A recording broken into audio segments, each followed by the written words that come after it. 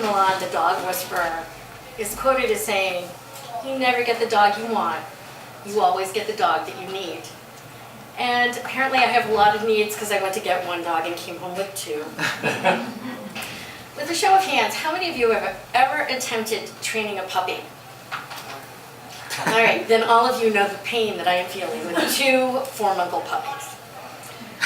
Now, I know that there are many sources of information on dog training, and I know that there's amazing trainers available. However, I have tips and techniques that you're only going to get from me. And these techniques are more accurate, more creative, and certainly more used than anything you'll find anywhere else. So in the spirit of vocal variety, I am going to train you on 5 of my special commands.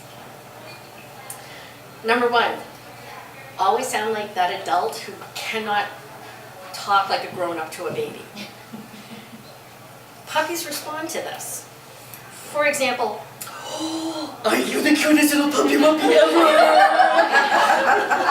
You're going to be such a good boy when you grow up." Not only does this endear you to your puppy, for some of you this is going to come naturally, this type of speech, and this is truly going to make your puppy your own because that special, silly voice is only going to come from you.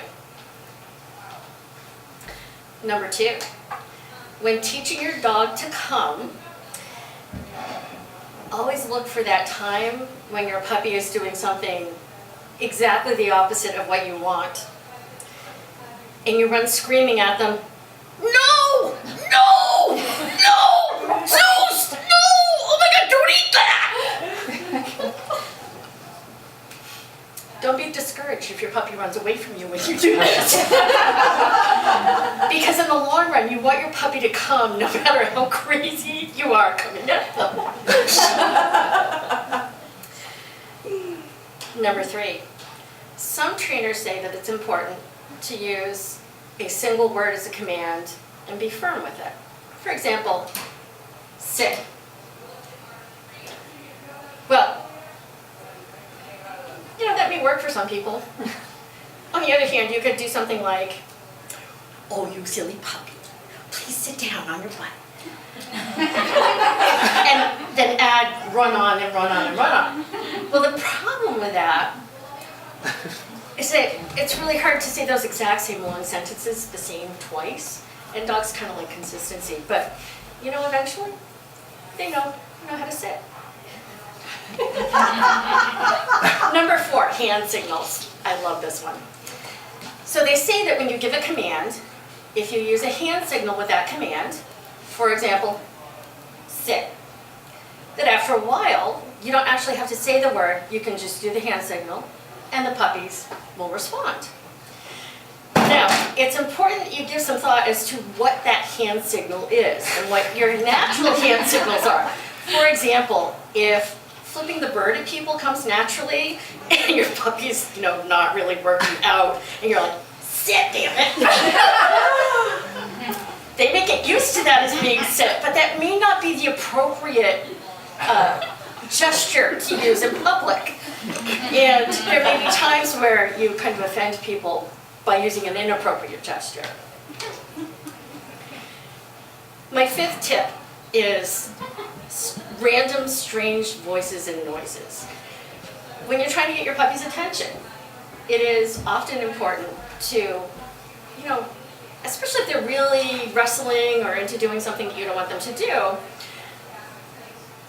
it's very effective to use a different voice or a different, noise.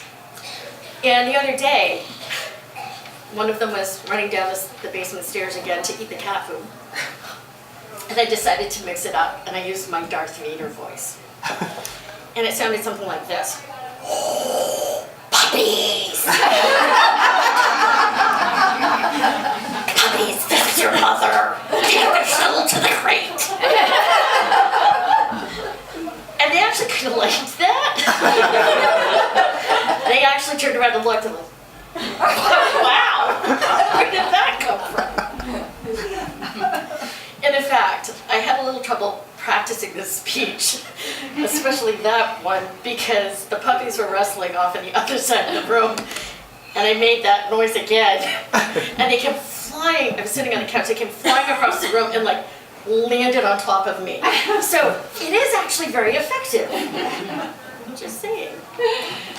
So, as Caesar says, you don't get the dog that you want, you get the dogs that you need.